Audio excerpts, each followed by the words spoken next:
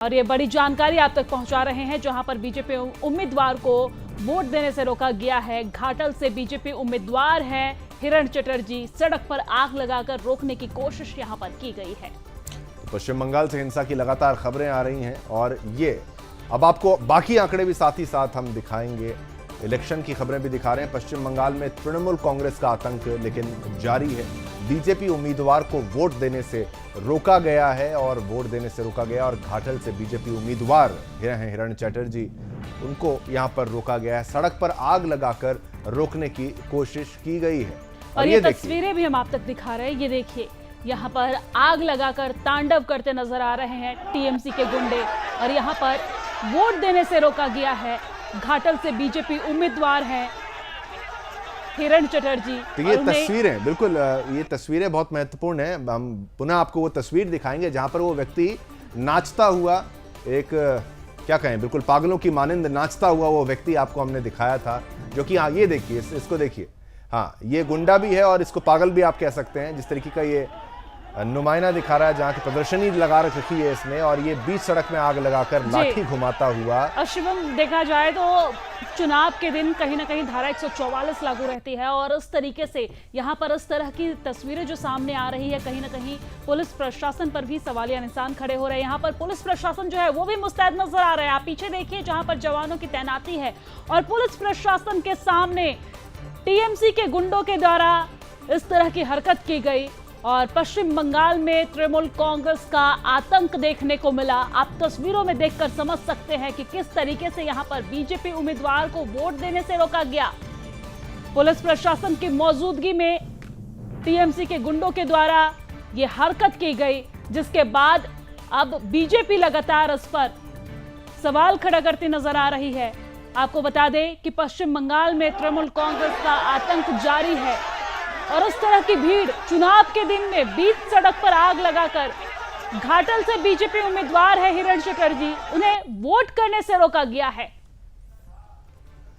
इस खबर पर और जानकारी देने के लिए पश्चिम बंगाल की ब्यूरो चीफ संगीता झा हमारे साथ लाइव जुड़ चुकी हैं। संगीता, आग लगाई जाती है सड़क पर, बीजेपी उम्मीदवार को रोकते हैं, वोट देने नहीं देते, और साथ ही साथ एक व्यक्ति हाथ में लाठी लेके, डंडे लेकर सड़क के बीच में नाचता हुआ नजर आ रहा है। ये किस तरीके की पागल भीड़ वहां पर मौजूद है? देखिए, अगर मैं घाटाल लोकसभा की बात करूं तो मैं आपको बता दूं कि घाटाल लोकसभा में लगातार हिरण चटर्जी जो बीजेपी के उम्मीदवार है वो लगातार आरोप लगाते आ रहे हैं कि उनके लोगों को परेशान किया जा रहा है। चुनाव के पहले से ही, चुनाव के 2-4 दिन पहले से ही हम देख रहे थे किस तरह से हिरण चटर्जी कह रहे थे कि उन्हें पुलिस प्रशासन की तरफ से परेशान किया जा रहा है, उनके जो पार्टी के जो नेता हैं उन्हें परेशान किया जा रहा है, उन्हें गिरफ्तार किया जा रहा है, उनके ऊपर कार्रवाई की जा रही है, झूठे आरोप लगाकर उन्हें जेल में डालने की कोशिश की जा रही है। उन्होंने लाइव करके बीच मतलब मध्य रात्रि के बीच में भी उन्होंने लाइव किया था कि 3:30 बजे के आसपास प्रशासन उनके कार्यकर्ताओं के घर पर जाती है और उन पर आरोप लगाती है, आरोप लगाकर गिरफ्तार की जाती है। तो ये लगातार वो कह रहे थे। फिर आज देखिए, सुबह से ही लगातार हिरण चटर्जी को कहीं ना कहीं घाटाल में विरोध प्रदर्शन हर जगह जहां जा रहे हैं वहीं देखने को मिल रहा है। कहीं उन्हें बूथ के अंदर प्रवेश करने नहीं दिया जा रहा है, कहीं उनके सड़क रोके जा रहे हैं, आगजनी की जा रही है। तो ये जो झड़प है लगातार घाटाल में तो लगातार चल ही रहा है। हिरण चटर्जी लगातार आरोप लगा रहे हैं कि भले टीएमसी मुझे रोकने की कोशिश करे, लेकिन जो जनता है वो जाग चुकी है और वो बीजेपी को यहाँ से वोट देकर, ज्यादा से ज्यादा वोट देकर जिताएगी। जो करना है चाहे टीएमसी कर ले। बिल्कुल संगीता, क्या अब ये स्थिति वहां पर कोई बदलाव देखने को आपको मिला है? कोई वहां पर सुधार देखने को मिला है क्या?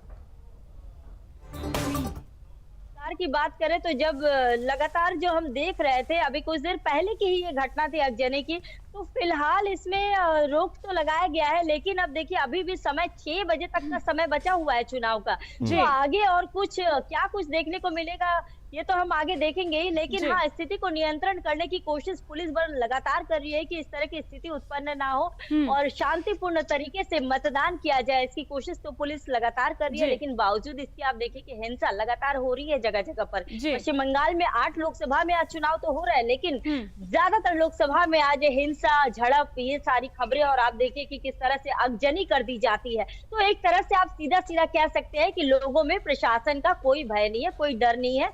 ये लोग यहाँ पर जो करना चाह रहे हैं, एक तरह से डराने की कोशिश की जा रही है। आखिर ये किस तरह की चीजें हम देख रहे हैं पश्चिम बंगाल में, इतनी सारे पुलिस बल होने के ठीक है बावजूद संगीता, भी इस एक तरह ये की बात महत्वपूर्ण है, जो भी मेरा प्रश्न आपसे यही था कि अब काफी समय भी इस घटना को हो चुका है, क्या एक्शन कोई लिया गया है? पहले भी जो आपने एक तस्वीर दिखाई थी वो भी पश्चिम बंगाल से मारपीट की जो घटना आई थी, जहां पर जहांगीर वाहिनी जो थी उसका नाम सामने आया था, मारपीट कर रहे थे, पुलिस प्रशासन के सामने मारपीट और मतलब हमला हिंसा करने का प्रयास कर रहे थे। इस मामले में जो आपने अभी खबर बताई है, इसमें क्या प्रशासन के द्वारा कोई एक्शन लिया गया है? सबसे ज्यादा वहां पर तैनाती सुरक्षा बलों की पिछले चरण की जब हम बात कर रहे थे, कश्मीर से भी ज्यादा वहां पर तैनाती थी एक चरण में जब चुनाव हुआ था। इतनी सुरक्षा वहां चाक चौबंद है, कमी नहीं है, फिर भी क्या भीड़ इतनी उन्मादी है? क्या दिक्कत है? और इसमें अपडेट बताइए पहले, आप फिर हम आगे प्रश्न पूछेंगे आपसे।